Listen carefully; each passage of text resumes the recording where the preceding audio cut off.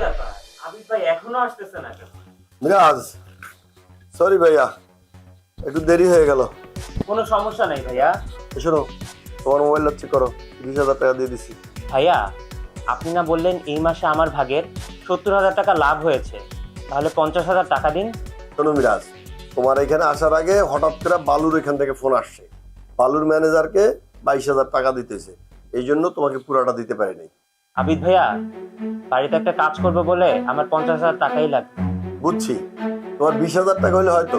তুমি বসো, আমি পাশের বুথ থেকে তুলে দিচ্ছি। ওকে? আচ্ছা ঠিক আছে ভাইয়া। এই মেয়ে, তুমি কে? আমাদের রুমে ঢুকে পড়ছো কেন? তুমি কে?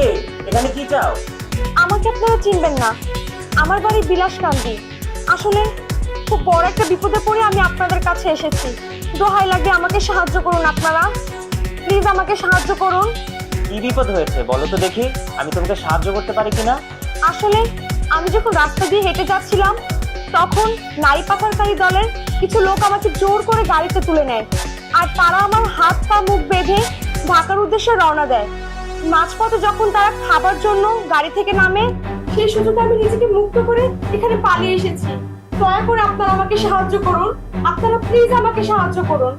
তুমি কোনো চিন্তা করবে না, তোমাকে নিয়ে আমি থানায় যাব। থানায় গেলে তুমি পুলিশকে সব খুলে বলবে, আমরা তোমাদের সাহায্য করব। থানায়